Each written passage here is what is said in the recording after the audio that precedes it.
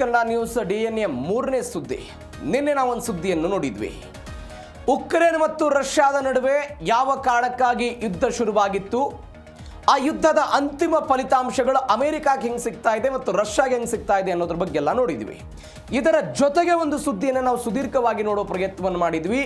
ಯಾವ್ಯಾವ ದೇಶಗಳು Ukraine NATO ಪಡೆಗೆ ಸೇರಬೇಕು ಅಂತ ಬಯಸ್ತಾ ಇದೆ, ಯಾವ್ಯಾವ ದೇಶಗಳು ಉಕ್ರೇನ್ ನ್ಯಾಟೋ ಪಡೆಗೆ ಸೇರಬಾರದು ಅಂತ ವಿರೋಧ ಮಾಡ್ತಾ ಇದೆ ಅಂತ ನಾವೆಲ್ಲ ಒಂದು ಪಟ್ಟಿಯನ್ನು ನೋಡೋ ಪ್ರಯತ್ನವನ್ನು ಮಾಡಿದ್ವಿ. ಅದಕ್ಕೆ ಕಾರಣಗಳು ಏನು ಅನ್ನೋದ್ರು ಕೂಡ ನೋಡಿದ್ವಿ. ಈ ಪೈಕಿ ಒಂದು ದೇಶ ಪೋಲೆಂಡ್ ಎನ್ನುವಂಥ ಒಂದು ದೇಶ. ಆ ದೇಶ ಏನು ಬಯಸಿತ್ತು, ಅದು ರಷ್ಯಾಗೆ ಗಡಿಯನ್ನು ಹಂಚಿಕೊಂಡಿರುವಂತಹ ದೇಶ. ಅವರು ಏನು ಬಯಸ್ತಾ ಇದ್ದಾರೆ, ಉಕ್ರೇನ್ ಎನ್ನುವಂತಹ ದೇಶ ನ್ಯಾಟೋಗೆ ಸೇರಬೇಕು, ನ್ಯಾಟೋಗೆ ಸೇರಿದರೆ ಅವರದ್ದು ಕೂಡ ನಮಗೆ ಶಕ್ತಿಯಾಗಿ ಕನ್ವರ್ಟ್ ಆಗುತ್ತೆ ಅಂತ ಯಾರು ಬಯಸ್ತಾ ಇರೋದು ಅಂತ ಹೇಳಿದರೆ ಪೋಲೆಂಡ್ ಬಯಸ್ತಾ ಇರುವಂತಹ ಒಂದು ಉಪಕ್ರಮ ಅಂತ ಹೇಳ್ಬೋದು. ಇವೆಲ್ಲದರ ನಡುವೆ ಇದೀಗ ಮಹತ್ವದ ಬೆಳವಣಿಗೆ ಒಂದಾಗಿದೆ.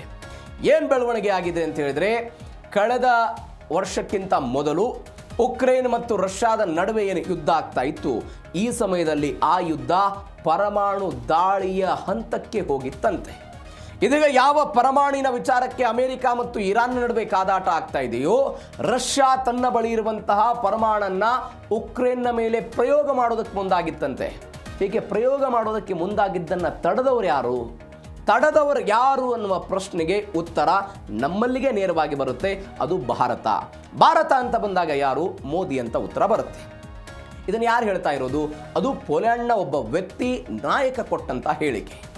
ನರೇಂದ್ರ ಮೋದಿ ಅವರು ಶಾಂತಿ ದೂತರು, ಅವರು ಇಂಥದ್ದೊಂದು ಭೀಕರ ದಾಳಿಯನ್ನು ತಪ್ಪಿಸುವಲ್ಲಿ ಯಶಸ್ವಿಯಾಗಿದ್ದಾರೆ ಅಂತ ಯಾರು ಹೇಳಿದ್ದಾರೆ, ಪೋಲೆಂಡ್ನ ನಾಯಕರು ಹೇಳುವ ಪ್ರಯತ್ನವನ್ನು ಮಾಡಿದ್ದಾರೆ. ಹಾಗಾದರೆ ಏನಿದು ದಾಳಿ, ಯಾವ ಕಾರಣಕ್ಕಾಗಿ ರಷ್ಯಾ ಇಂಥದ್ದೊಂದು ಪರಮಾಣು ಕಾರ್ಯಕ್ರಮ ಅಥವಾ ಪರಮಾಣು ದಾಳಿ ಮಾಡೋದಕ್ಕೆ ಮುಂದಾಗಿತ್ತು, ರಷ್ಯಾದ ಬಳಿ ಇಂಥದ್ದೊಂದು ಅಸ್ತ್ರ ಇದೆಯಾ, ಏನು ಎತ್ತ? ಇದರ ಜೊತೆಗೆ ಪೋಲೆಂಡ್ ಈ ಹಿಂದೆ ನಾವು ರಷ್ಯಾದಿಂದ ತೈಲವನ್ನು ಖರೀದಿ ಮಾಡ್ತಿದ್ವಲ್ಲ, ಆ ಸಮಯದಲ್ಲಿ ಭಾರತದ ವಿರುದ್ಧವೇ ಹೇಳಿಕೆಯನ್ನು ಕೊಟ್ಟಿತ್ತು. ನೇರವಾಗಿ ಭಾರತ ರಷ್ಯಾದ ತೈಲವನ್ನು ಖರೀದಿ ಮಾಡುವ ಮುಖಾಂತರ ಉಕ್ರೇನ್ ವಿರುದ್ಧವಾಗಿ ನಿಲ್ತಾ ಇದೆ ಅಂತ ಇದೇ ಪೋಲೆಂಡ್ ಹೇಳಿಕೆಯನ್ನು ಕೊಟ್ಟಿತ್ತು. ಆದರೆ ಕಳೆದ 1-1.5 ವರ್ಷದಿಂದ ಪೋಲೆಂಡ್ನ ಒಟ್ಟಾರೆ ನಿಲುವು ಹೆಂಗೆ ಬದಲಾವಣೆ ಆಯಿತು, ಎಲ್ಲದ್ರ ಬಗ್ಗೆಯೂ ಕೂಡ ಈ ಸ್ಟೋರಿಯಲ್ಲಿ ನೋಡ್ತಾ ಹೋಗೋಣ. ಅಣ್ವಸ್ತ್ರ ದಾಳಿ ತಪ್ಪಿಸಿದ ಪ್ರಧಾನಿ ಮೋದಿ ತಂತ್ರ ಹೆಂಗೆ, 2022ರ ಪರಮಾಣು ದಾಳಿಯ ಅಪಾಯವನ್ನು ತಡೆಯೋದಕ್ಕೆ ಭಾರತ ಒಂದು ಮಧ್ಯಸ್ಥಿಕೆಯನ್ನು ವಹಿಸಿತ್ತು ಅಂತ ನಾವು ನಿನ್ನೆ ಸುದೀರ್ಘವಾಗಿ ನೋಡಿದ್ವಿ. 5 ವರ್ಷ ಆಗಿದೆ ಉಕ್ರೇನ್ ಮತ್ತು ರಷ್ಯಾದ ನಡುವೆ ಯುದ್ಧ ಶುರುವಾಗಿ. ಯಾವ್ಯಾವ ಕಾರಣಕ್ಕಾಗಿ, ಒಂದು ಪ್ರದೇಶವನ್ನು ವಶಪಡಿಸಿಕೊಂಡಿದ್ದಕ್ಕಾಗಿ ಇವರೆಲ್ಲ ಪ್ರತಿದಾಳಿಯನ್ನೆಲ್ಲ ಮಾಡ್ತಿದ್ದಾರೆ ಅಂತ. ಪುಟಿನ್ ಮನವೊಲಿಸುವಲ್ಲಿ ಪ್ರಧಾನಿ ಮೋದಿ ಅವರು ಯಶಸ್ವಿಯಾಗಿದ್ದಾರೆ ಅಂತ ಪೋಲೆಂಡ್ನ ಉಪ ವಿದೇಶಾಂಗ ಸಚಿವ ಲಾಡ್ಲಿಸ್ಲಾ ಟಿಯೋಫಿಲ್ ಹೇಳಿಕೆಯನ್ನು ಕೊಟ್ಟಿರೋದು. ಉಪ ವಿದೇಶಾಂಗ ಸಚಿವರು. ಹೆಂಗಾಯ್ತಿದೆ ಬೆಳವಣಿಗೆ, 2022ರಲ್ಲಿ ಒಂದು ಬೆಳವಣಿಗೆ ಆಗುತ್ತೆ. ಏನು ಬೆಳವಣಿಗೆ, ಕೆರ್ಸನ್ ಎನ್ನುವಂಥ ಒಂದು ಪ್ರಾಂತ್ಯ, ಅದು ರಷ್ಯಾ ಏನು ಮಾಡಿತ್ತು, ಕೆರ್ಸನ್ ಎನ್ನುವಂತಹ ಪ್ರಾಂತ್ಯವನ್ನು ವಶಪಡಿಸಿಕೊಂಡಿತ್ತು. ಅದನ್ನು ಮರುವಶಪಡಿಸಿಕೊಳ್ಳೋದಕ್ಕೆ ಯಾರು ಮುನ್ನುಗ್ತಾ ಇದ್ರು, ಇದೇ ಉಕ್ರೇನ್ ಅವರೆಲ್ಲ ಮುನ್ನುಗ್ತಾ ಇದ್ರು. ಆಗ ರಷ್ಯಾಗೆ ಆತಂಕದ ವಾತಾವರಣ ನಿರ್ಮಾಣ ಆಯಿತು. ಯಾಕೆ ಆತಂಕದ, ಒಂದು ಪುಟ್ಟ ರಾಷ್ಟ್ರ ಉಕ್ರೇನ್, ಅದರ ವಿರುದ್ಧ ಬಲಿಷ್ಠವಾಗಿರುವಂಥ ರಷ್ಯಾ, ಆತಂಕ ಎದುರಾಯಿತು. ಯಾವ ಕಾರಣಕ್ಕಾಗಿ ಆತಂಕ ಎದುರಾಗಿತ್ತು ಅಂತ ಹೇಳಿದ್ರೆ, ನಿಮಗೆ ಒನ್ಸ್ ಅಗೇನ್ ರಷ್ಯಾ ಉಕ್ರೇನ್ ಯುದ್ಧಕ್ಕೆ ಬನ್ನಿ, ಮೊದಲು ಹಿಡಿತವನ್ನು ಸಾಧಿಸುವ ಪ್ರಯತ್ನವನ್ನು ಉಕ್ರೇನ್ ಅವರು ಮಾಡಿದರು. ನಾವು ಇವತ್ತು ಹೆಂಗೆ ಅನ್ಕೊಂಡಿದ್ದೀವಿ, ಇರಾನ್ನವರು ಸೋತು ಬಿಡ್ತಾರೆ ಅಮೆರಿಕಾದ ಎದುರುಗಡೆ ಅಂದ್ಕೊಂಡಾಗ ಜಗತ್ತವತ್ತು ಉಕ್ರೇನನ್ನು ಕೂಡ ಹಾಗೆ ಭಾವಿಸ್ತು. ಆದರೆ ಪ್ರತಿರೋಧವನ್ನು ತೋರಿಸೋ ಪ್ರಯತ್ನವನ್ನು ಯಾರು ಮಾಡಿದ್ರು, ಇದೇ ಉಕ್ರೇನ್ ಅವರು ಮಾಡಿದ್ರು. ಸಾವಿರಾರು ರಷ್ಯಾ ಸೈನಿಕರು ಉಕ್ರೇನ್ ಪಡೆಯಿಂದ ಸುತ್ತುವರಿಯಲ್ಪಟ್ಟರು. ಅದಾದ ನಂತರ ಸೋಲುವಂಥ ಭೀತಿ ರಷ್ಯಾದವರಿಗೆಲ್ಲ ಆಯಿತು. ಅದಾದ ನಂತರ ರಷ್ಯಾಗೊಂದು ಆಪ್ಷನ್ ಇದೆ, ಏನಂತ, ತನ್ನ ಬಳಿ ಇರುವಂತಹ ರಕ್ಷಣಾ ನಿಯಮಗಳ ಪ್ರಕಾರ ರಷ್ಯಾದ ಸಾರ್ವಭೌಮತ್ವ ಮತ್ತು ಅದರ ಭೂಪ್ರದೇಶಕ್ಕೆ ತೀವ್ರತರನಾದಂಥ ಅಪಾಯ ಎದುರಾಗುವಂತಹ ಪರಿಸ್ಥಿತಿ ಏನಾದರೂ ಬಂದರೆ ರಷ್ಯಾ ತನ್ನ ರಕ್ಷಣೆಗಾಗಿ ತನ್ನ ಬಳಿ ಇರುವಂತಹ ಪರಮಾಣನ್ನು ಮತ್ತೊಂದು ರಾಷ್ಟ್ರಗಳ ಮೇಲೆ ಬಳಸಬಹುದು ಎನ್ನುವಂಥ ಒಂದು ನಿಯಮ ರಷ್ಯಾದ ಬಳಿ ಇದೆ. ಆಗ ಪುಟಿನ್ ಅವರು ಏನು ಆಲೋಚನೆ ಮಾಡಿದ್ರು ಅಂತ ಹೇಳಿದರೆ, ಯುದ್ಧದ ಈ ಅಂತ್ಯವನ್ನು ತೆಗೆದುಕೊಂಡು ಹೋಗಬೇಕು ಅನ್ನುವ ಕಾರಣಕ್ಕಾಗಿ ಈ ತಾಂತ್ರಿಕ ಪರಮಾಣು ಶಸ್ತ್ರಾಸ್ತ್ರಗಳನ್ನು ಬಳಕೆ ಮಾಡಿಕೊಳ್ಳೋದು ಒಂದು ಅತ್ಯುತ್ತಮವಾದಂಥ ಮತ್ತು ಕೊನೆಯ ಆಪ್ಷನ್ ರಷ್ಯಾದವರಿಗೆ ಆಗಿತ್ತಂತೆ. ಅದನ್ನು ಅವರು ಬಳಕೆ ಮಾಡೋದಕ್ಕೆ ಮುಂದಾದರು. ಇದಕ್ಕೆ ಒಂದು ಡಲ್ಟಿ ಬಾಂಬ್ ಕಥೆಯನ್ನು ಕಟ್ಟಿದ್ರು ಅಂತ ಒಂದು ಸುದ್ದಿ ಬಂತು. ಇದು ಅಮೆರಿಕಾದವರು ಹೇಳ್ತಾರೆ, ಡಲ್ಟಿ ಬಾಂಬ್ ಕತೆ. ಏನಿದು ಡಲ್ಟಿ ಬಾಂಬ್ ಕತೆ ಅಂತ ಹೇಳಿದ್ರೆ, ರಷ್ಯಾದವರು ಆ ಸಮಯದಲ್ಲಿ ಹೇಳಿದ್ರಂತೆ, ಈಗ ರಷ್ಯಾ ತಾನೇನೋ ದಾಳಿ ಮಾಡಿದ್ರು ಕೂಡ ಅದರಿಂದ ಪಾರಾಗೋದಕ್ಕೆ ಒಂದು ದಾರಿ ಬೇಕಾಗಿತ್ತಲ್ಲ. ಅವರು ಅದಕ್ಕೊಂದು ಕತೆ ಹೇಳಿದ್ರಂತೆ, ಉಕ್ರೇನ್ ತನ್ನ ನೆಲದಲ್ಲಿ ವಿಕಿರಣ ಸೂಸುವಂತಹ ಒಂದು ಡಲ್ಟಿ ಬಾಂಬ್ ಅನ್ನು ಪ್ರಯೋಗ ಮಾಡಿ ಅದರಿಂದ ಹೊರಬಲ್ಲಬನ್ನುವಂತಹ ಒಂದು ವಿಕಿರಣಗಳನ್ನು ತೆಗೆದುಕೊಂಡು ಬಂದು ನೋಡಿ ರಷ್ಯಾದವರು ನಮ್ಮ ಮೇಲೆ ಪರಮಾಣು ದಾಳಿ ಮಾಡಿದ್ದಾರೆ ಅಂತ ಜಗತ್ತಿಗೆ ತೋರಿಸೋ ಪ್ರಯತ್ನವನ್ನು ಮಾಡ್ತಾರೆ, ನಮ್ಮ ವಿರುದ್ಧ ಕುಮ್ಮಕ್ಕು ಮಾಡ್ತಾ ಇದ್ದಾರೆ ಅಂತ ಒಂದು ಡಲ್ಟಿ ಬಾಂಬ್ ಕಥೆಯನ್ನು ಹೆಣೆಯುವ ಪ್ರಯತ್ನವನ್ನು ಮಾಡಿದ್ರು ರಷ್ಯಾ ಅಂತ ಯಾರು ಹೇಳಿದ್ರು? ಅಮೆರಿಕಾದವರು ಹೇಳಿದ್ರು. ಇದು ಒಂದು ಭಾಗ. ಹಾಗಾದರೆ ಇದೊಂದು ಪ್ಲಾನ್ ಆಗಿತ್ತು, ಇದನ್ನು ದಾಳಿ ಮಾಡಬೇಕು ಅಂತ ಪುಟಿನ್ ಅವರೆಲ್ಲ ನಿರ್ಧಾರ ಮಾಡಿದ್ರು. ಆಗ ಇದಕ್ಕೆ ಮಧ್ಯಪ್ರವೇಶ ಮಾಡಿದವರು ಯಾರು? ಅದೇ ನರೇಂದ್ರ ಮೋದಿಯವರು. ನರೇಂದ್ರ ಮೋದಿಯವರು 2022 ಸೆಪ್ಟೆಂಬರ್ನಲ್ಲಿ ಒಂದು ಶೃಂಗಸಭೆ ಆಗುತ್ತೆ. ಆ ಶೃಂಗಸಭೆಯಲ್ಲಿ ಪುಟಿನ್ ಅವರಿಗೆ ನೇರವಾದಂಥ ಒಂದು ಎಚ್ಚರಿಕೆ ಕೊಟ್ಟಿದ್ರು, ಇದು ಯುದ್ಧದ ಯುಗವಲ್ಲ, ಏನೇ ಭಿನ್ನಾಭಿಪ್ರಾಯಗಳಿದ್ರೂ ಕೂಡ ಅದನ್ನು ನೀವು ಮಾತುಕತೆಯ ಮುಖಾಂತರ ಬಗೆಹರಿಸಿಕೊಳ್ಳಬೇಕು ಅಂತ ಯಾರು ಸಲಹೆ ಕೊಡೋ ಪ್ರಯತ್ನವನ್ನು ಮಾಡಿದ್ರು? ನರೇಂದ್ರ ಮೋದಿಯವರು ರಷ್ಯಾದ ಅಧ್ಯಕ್ಷ ಪುಟಿನ್ ಅವರಿಗೆ ಸಲಹೆ ಕೊಡೋ ಪ್ರಯತ್ನವನ್ನು ಮಾಡಿದರು. ಎಲ್ಲದರ ನಂತರ ಇದೀಗ ಪೋಲೆಂಡ್ನ ಉಪ ವಿದೇಶಾಂಗ ಸಚಿವ ಟಿಒಪಿಲ್ ಹೇಳಿಕೆ ಕೊಟ್ಟಿದ್ದಾರೆ. ಮೋದಿಯವರು ಪುಟಿನ್ ಜೊತೆಗೆ ಮಾತನಾಡಿದರು, ಪರಮಾಣು ಅಸ್ತ್ರ ಬಳಕೆ ಮಾಡದಂತೆ ಮನವರಿಕೆ ಮಾಡಿದರು.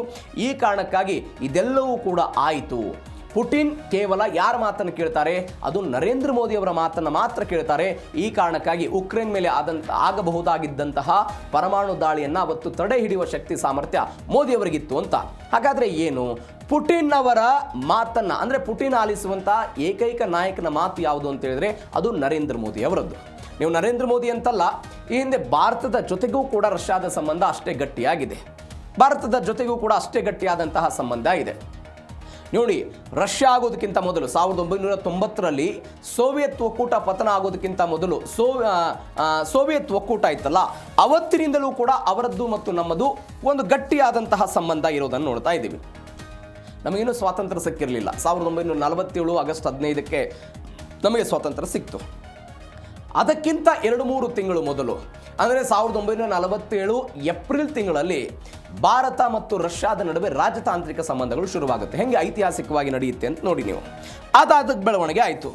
ಅದಾದ ನಂತರ 1961ರಲ್ಲಿ ನಾವು ಗೋವಾವನ್ನು ಪೋರ್ಚುಗೀಸರಿಂದ ವಶಪಡಿಸ್ಕೊಳ್ಬೇಕಾಗಿರುತ್ತೆ. ಈ ಪೋರ್ಚುಗೀಸರಿಂದ ವಶಪಡಿಸಿಕೊಳ್ಳುವಂತಹ ಸಮಯದಲ್ಲೂ ಕೂಡ ನಮಗೆ ಸಹಾಯ ಮಾಡಿದ್ಯಾರು? ಇದೇ ರಷ್ಯಾದವರು ನಮಗೆ ಸಹಾಯ ಮಾಡಿದ್ದಾರೆ. ಇದು ಒಂದು ಗಮನಿಸಬೇಕಾದ ಸಂಗತಿ.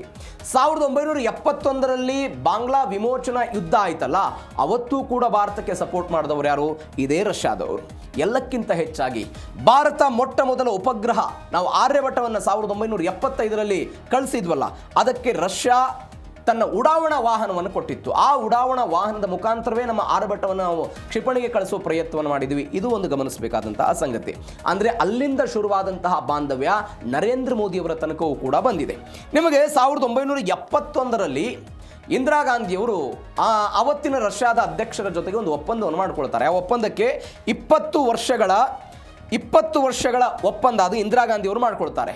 ಅದಾದ ನಂತರ 1990ರಲ್ಲಿ ಸೋವಿಯತ್ ಒಕ್ಕೂಟ ಪತನ ಆಯಿತು. ಸೋವಿಯತ್ ಒಕ್ಕೂಟ ಪತನ ಆದ ನಂತರ ಅಮೆರಿಕ ಮತ್ತು ರಷ್ಯಾ ಮತ್ತು ಭಾರತ ನಡುವೆ ಸ್ವಲ್ಪ ಆರ್ಥಿಕ ತಿಕ್ಕಾಟಗಳೆಲ್ಲ ಶುರುವಾಗುತ್ತೆ. ಯಾಕಂದರೆ ಅವರ ಕರೆನ್ಸಿ ಮತ್ತು ನಮ್ಮ ಕರೆನ್ಸಿಯ ನಡುವೆ ವ್ಯಾಪಾರ ವಹಿವಾಟುಗಳೆಲ್ಲ ಆಗ್ತಾ ಇರುವಂತಹ ಸಮಯದಲ್ಲಿ ಏಕಾಏಕಿಯಾಗಿ ಪತನ, ರಷ್ಯಾ ಅನ್ನುವಂಥದ್ದು ಉಗಮ. ಅದಾದ ನಂತರ ಸ್ವಲ್ಪ ಆಮದು ರಫ್ತು ಇದೆಲ್ಲದಕ್ಕೂ ಹೊಡೆತ ಬಿತ್ತು. ಇದಾದ ನಂತರ ಭಾರತ ಏನು ಮಾಡುತ್ತೆ ಅಂತ ಹೇಳಿದರೆ 1993ರಲ್ಲಿ ಬೋರಿಸ್ ಎಲ್ಸಿನ್ ಎನ್ನುವಂತಹ ಒಬ್ಬ ರಷ್ಯಾದ ಅಧ್ಯಕ್ಷರು ಭಾರತಕ್ಕೆ ಭೇಟಿ ಕೊಡ್ತಾರೆ. ಈ ಬೋರಿಸ್ ಎನ್ನುವಂಥ ವ್ಯಕ್ತಿ ಒನ್ಸ್ ಅಗೇನ್ ಭಾರತದ ಜೊತೆಗೆ ಸುದೀರ್ಘವಾದಂಥ ಒಪ್ಪಂದವನ್ನು ಮಾಡಿಕೊಳ್ತಾರೆ. ಸುದೀರ್ಘವಾದಂಥ ಒಪ್ಪಂದ 1996ರಲ್ಲಿ ಆಯಿತು. ಅದಾದ ನಂತರ ನಾವು 98ರಲ್ಲಿ ಪೋಖ್ರಾನ್ ನಾವು ಉಡಾವಣೆ ಮಾಡಿದಾಗ ಅವತ್ತು ರಷ್ಯಾ ನಮಗೆ ಸಹಾಯ ಬಂದಿತ್ತು. 99ರ ಕಾರ್ಗಿಲ್ ಯುದ್ಧದಲ್ಲಿ ನಮಗೆ ಸಹಾಯಕ್ಕೆ ಬಂದಿತ್ತು. ಅದಾದ ನಂತರ ಇಲ್ಲಿ ಒಂದು ಟ್ವಿಸ್ಟ್ ಸಿಗುತ್ತೆ. 2000ನೇ ಇಸ್ವಿಯಲ್ಲಿ ರಷ್ಯಾದ ಅಧ್ಯಕ್ಷರಾಗಿ ಯಾರು ಬರ್ತಾರೆ ಅಂತ ಹೇಳಿದ್ರೆ ಪುಟಿನ್ ಅವರು ಬರ್ತಾರೆ. ಅಲ್ಲಿಂದ 2000ರಿಂದ 26 ವರ್ಷಗಳ ಕಾಲ ಇಲ್ಲಿಯ ತನಕ. 2000ನೇ ಇಸ್ವಿಯಲ್ಲಿ ಅವರು ಅಧಿಕಾರಕ್ಕೆ ಬಂದ ನಂತರ ಅವತ್ತು ಭಾರತದಲ್ಲಿ ಪ್ರಧಾನಮಂತ್ರಿ ಆಗಿದ್ದವರು ಯಾರು? ಅಟಲ್ ಬಿಹಾರಿ ವಾಜಪೇಯಿ. ಅಟಲ್ ಬಿಹಾರಿ ಅವರ ಜೊತೆಗೂ ಕೂಡ ಒಪ್ಪಂದವನ್ನು ಕಂಟಿನ್ಯೂ ಮಾಡಿಕೊಂಡು ಬಂದು ಇವತ್ತು ಆ ಸಂಬಂಧ ನರೇಂದ್ರ ಮೋದಿ ಅವರ ತನಕ ಬಂದಿದೆ. ಆ ಮುಖಾಂತರ ಒಂದು ಗಟ್ಟಿಯಾದಂತಹ ಸಂಬಂಧವನ್ನು ಉಳಿಸ್ಕೊಳ್ಳೋ ಪ್ರಯತ್ನವನ್ನು ಮಾಡಿದ್ದಾರೆ. ಇವೆಲ್ಲದರ ಜೊತೆಗೆ ನರೇಂದ್ರ ಮೋದಿ ಅವರಿಗೆ ಒಂದು ಅತ್ಯುತ್ತಮವಾದಂತಹ ಪ್ರಶಸ್ತಿಯನ್ನು ಕೂಡ ಅವರು ಕೊಡೋ ಪ್ರಯತ್ನವನ್ನು ಮಾಡಿದ್ದಾರೆ. ರಷ್ಯಾದ ಅತ್ಯುನ್ನತ ಪ್ರಶಸ್ತಿಯನ್ನು ಕೊಟ್ಟು ಅವರನ್ನು ಗೌರವಿಸುವ ಪ್ರಯತ್ನ ಎಲ್ಲವೂ ಕೂಡ ಆಗಿದೆ. ಹೀಗಾಗಿ ಮೋದಿಯವರ ಮಾತನ್ನು ಪುಟಿನ್ ಅವರು ಕೇಳ್ತಾರೆ. ಅಮೆರಿಕಾದ ಮಾತು ಕೇಳಲ್ಲ, ಪಾಶ್ಚಿಮಾತ್ಯ ದೇಶಗಳ ಮಾತನ್ನು ಕೇಳಲ್ಲ. ಬಿಕಾಸ್ ಅವರು ರಷ್ಯಾವನ್ನು ಬಗ್ಗು ಬಡಿಬೇಕು ಅಂತ ಪ್ರಯತ್ನವನ್ನು ಮಾಡ್ತಾ ಇರೋದು. ಇದು ಒಂದು ಬೆಳವಣಿಗೆ. ಮತ್ತೊಂದು ಬೆಳವಣಿಗೆ ಏನಾಗಿದೆ ಅಂತ ಹೇಳಿದರೆ, ಇದೇ ವಿಚಾರದಲ್ಲಿ ತೈಲ ಖರೀದಿ ವಿಚಾರದಲ್ಲಿದ್ದಂತಹ ಭಿನ್ನಾಭಿಪ್ರಾಯಗಳು ಶಮನ ಆಗಿರೋದು. ಭಿನ್ನಾಭಿಪ್ರಾಯಗಳು ನಾವು ಅನೇಕ ಬಾರಿ ಇದೇ DNAಯಲ್ಲಿ ಚರ್ಚೆ ಮಾಡಿದ್ದೀವಿ. ಉಕ್ರೇನ್ ರಷ್ಯಾ ನಡುವೆ ಯುದ್ಧ ಆದಾಗ $60 ದಾಟಬಾರದು ತೈಲದ ದರ, ರಷ್ಯಾ ಉತ್ಪಾದನೆ ಮಾಡೋದು, ಯಾವ ಕಾರಣಕ್ಕಾಗಿಯೂ ಕೂಡ ಆರ್ಥಿಕವಾಗಿ ಅವರಿಗೆ ದೊಡ್ಡ ಮಟ್ಟದ ಸಹಾಯ ಸಿಗಬಾರದು ಅನ್ನೋ ಕಾರಣಕ್ಕಾಗಿ ಅಮೆರಿಕ, ಯುರೋಪಿಯನ್ ಯೂನಿಯನ್ಗಳು, ಪಾಶ್ಚಿಮಾತ್ಯ ದೇಶಗಳೆಲ್ಲ ಸೇರಿಕೊಂಡು ದಿಗ್ಬಂಧನ ಹೇರಿದ್ದು, ಅವುಗಳ ವಿರುದ್ಧವೂ ಕೂಡ ಭಾರತ ತೈಲವನ್ನು ಖರೀದಿ ಮಾಡಿತ್ತು ಅಂತ. ಇದೀಗ ಅವತ್ತು ಪೋಲೆಂಡ್ ಇದನ್ನು ಟೀಕೆ ಮಾಡಿತ್ತು. ರಷ್ಯಾದಿಂದ ತೈಲವನ್ನು ಖರೀದಿ ಮಾಡಿದ್ದನ್ನು ಪೋಲೆಂಡ್ ಟೀಕೆ ಮಾಡಿತ್ತು. ರಿಯಾಯಿತಿ ದರದಲ್ಲಿ ತೈಲ ಪಡೆಯುವ ಭಾರತದ ನೀತಿ ಇದೀಗ ನ್ಯಾಯಯುತ ಅಂತ ಹೇಳ್ತಾ ಇದ್ದಾರೆ. ನೀವೊಂದು 3-4 ಕಾರಣಗಳಿಗಾಗಿ ಪೋಲೆಂಡ್ನವರು ಟೀಕೆ ಮಾಡಿದ್ದರು. ನೀವು ಒಂದು ನೋಡಿ, ರಷ್ಯಾ ಯುದ್ಧದ ಆರ್ಥಿಕತೆಗೆ ಭಾರತ ಧನ ಸಹಾಯ ಕೊಡ್ತಾ ಇದೆ. ಅಂದರೆ ಭಾರತ ರಷ್ಯಾದಿಂದ 40% ರಿಯಾಯಿತಿ ದರದಲ್ಲಿ ಕಚ್ಚಾ ತೈಲವನ್ನು ಖರೀದಿ ಮಾಡುತ್ತೆ. ಈ ಮುಖಾಂತರ ಭಾರತ ಕೊಡ್ತಾ ಇರುವಂಥ ಹಣ ನೇರವಾಗಿ ಅಧ್ಯಕ್ಷ ಪುಟಿನ್ ಅವರ ಯುದ್ಧದ ತಂತ್ರ ಏನಿದೆ, ಯಾವ ಯುದ್ಧದ ತಂತ್ರ, ಅದು ಉಕ್ರೇನ್ ಯುದ್ಧದ ತಂತ್ರಕ್ಕೆ ಅದು ಬಳಕೆ ಆಗುತ್ತೆ. ಹೀಗಾಗಿ ಮಿಲಿಟರಿ ಆರ್ಥಿಕತೆಗೆ ಇವರೆಲ್ಲ ಇಂಧನವನ್ನು ಒದಗಿಸ್ತಾ ಇದ್ದಾರೆ. ಹೀಗಾಗಿ ನಾವು ಟೀಕೆ ಮಾಡ್ತೀವಿ ಅಂತ ಅವರು ಹೇಳಿದರು. ಎರಡನೇ ಪಾಯಿಂಟ್ ಅವರು ಹೇಳ್ತಾರೆ, ಯುರೋಪಿಯನ್ ಒಕ್ಕೂಟದ ನಿರ್ಬಂಧಗಳ ಉಲ್ಲಂಘನೆ. ರಷ್ಯಾದ ಇಂಧನ ವಲಯದ ಮೇಲೆ ಯುರೋಪಿಯನ್ ಒಕ್ಕೂಟ 20ಕ್ಕೂ ಹೆಚ್ಚು ಕಠಿಣ ನಿರ್ಬಂಧಗಳನ್ನು ಹೇರಿದೆ. ಈ ನಿರ್ಬಂಧಗಳನ್ನು ಹೇರಿದಾಗಲೂ ಕೂಡ ಭಾರತ ಅವರ ಜೊತೆಗೆ ವ್ಯಾಪಾರ ವಹಿವಾಟು ಮಾಡ್ತಾ ಇದೆ, ತೈಲ ಖರೀದಿ ಮಾಡ್ತಾ ಇದೆ. ಇದರರ್ಥ ಏನು?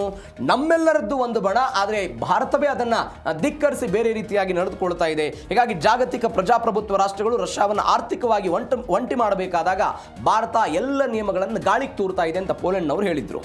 ಅದಾದ ನಂತರ ಈ ಜಪಾಡ್ ತಾಲೀಮ್ ಆಗ್ತಾ ಇತ್ತು. ರಷ್ಯಾದಲ್ಲಿ ಜಪಾಡ್ ಮಿಲಿಟರಿ ತಾಲೀಮಿನಲ್ಲಿ ಭಾರತೀಯ ಸೇನೆ ಭಾಗವಹಿಸಿತ್ತು. ಅದಕ್ಕೂ ಕೂಡ ಪೋಲೆಂಡ್ನವರು ಟೀಕೆ ಟಿಪ್ಪಣಿ ಮಾಡಿದ್ರು.